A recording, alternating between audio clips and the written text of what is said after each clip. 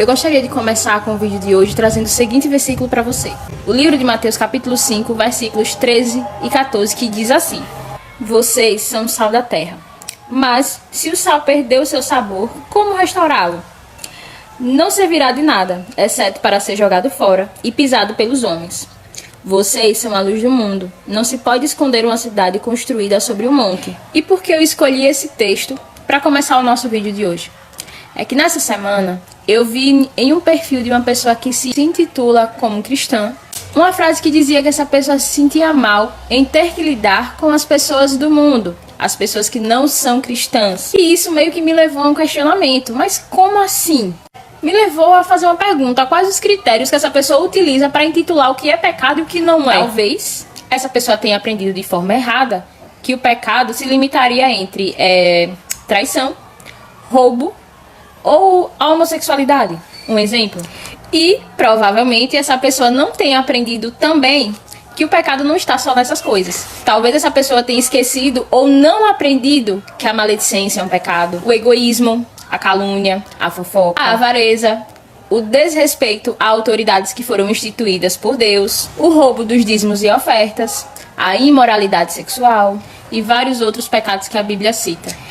Pessoas como essa, a desse post, precisam entender que o fato de ser cristãos não nos torna seres superiores, achando que quem não vive a realidade do Evangelho não merece amor, não merece atenção e não merece respeito. E mais uma vez eu me pergunto, que tipo de cristão é esse e que tipo de Bíblia essa pessoa tem lido, se é que lê.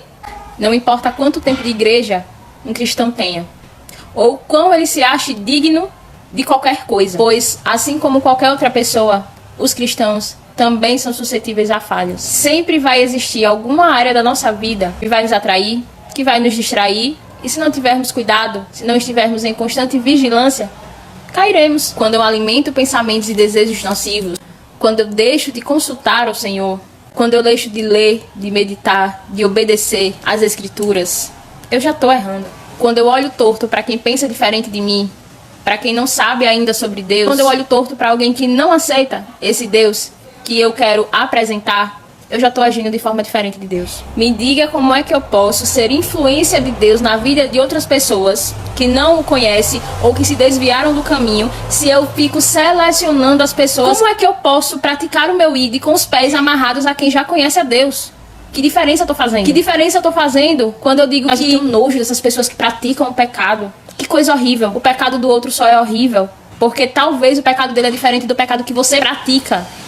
A capa de crente que muitas vezes vestimos, ou a máscara que muitas vezes utilizamos, ela só é vista pelas pessoas, mas Deus conhece o nosso interior. Ele sabe o que tem no nosso coração. Então não adianta na frente das pessoas eu ser uma pessoa muito bacana, muito gente fina, muito de Deus, mas quando eu chego em casa eu pratico tudo aquilo que a Bíblia abomina.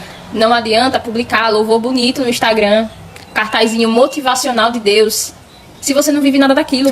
Nada disso salva do inferno. Não são as pessoas que você se relaciona de forma bondosa, gentil e mostrando a imagem de Deus que vão criar um relatório para Deus dizer: aquele cara ali merece ir para o céu, viu, Senhor? Pode mandar ele para o céu. Não. As avaliações são feitas por Deus.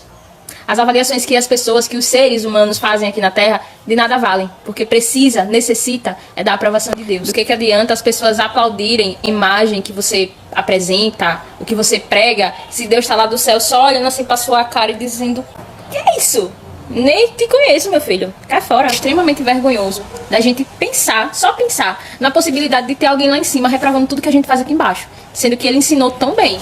Deixou uma instrução muito válida, muito eficaz, para que a gente pudesse praticar. E com base nisso, eu espero que não só você, quanto eu também possa me lembrar disso, que mais importante do que fingir que vive é viver de verdade. Porque quando a gente finge que vive, a gente não experimenta o melhor de Deus. Mas quando a gente vive de verdade, a gente tem uma experiência completamente diferente de quem é Deus e do que Ele nos proporciona quando somos filhos obedientes, quando somos filhos verdadeiros, quando somos filhos fiéis a palavra dele. Não exclua pessoas às quais você tem uma possibilidade de apresentar a face de Deus, de apresentar um Deus com vários atributos. Existe uma grande diferença entre viver no mundo e praticar o que o mundo pratica.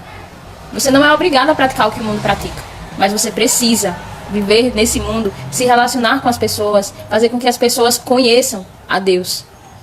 apresentar um Deus multiformas, um Deus de amor, um Deus de paz, um Deus de justiça, um Deus que cuida, não só um Deus de justiça, um Deus que vive apontando o dedo para o pecado do outro.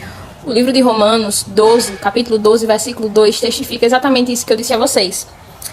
Não se amoldem ao padrão deste mundo, mas transformem-se pela renovação da sua mente, para que sejam capazes de experimentar e comprovar a boa, agradável e perfeita vontade de Deus. Então, a Bíblia não está dizendo que é para você se isolar do mundo, mas que você não se conforme em praticar o que o mundo pratica, mas que você possa ser transformado diariamente pela palavra de Deus. E ela não diz que você possa se afastar diariamente das pessoas. Ser crente nos deixa mais sensíveis, mais humanos, mais compreensíveis, mais relacionáveis. Se você é o tipo de crente que acha que tem que viver dentro de uma bolha, eu espero que essa sua bolha fure, seque, estoure. E após isso você seja atraído para uma realidade de vida que precisa ser vivida de forma racional.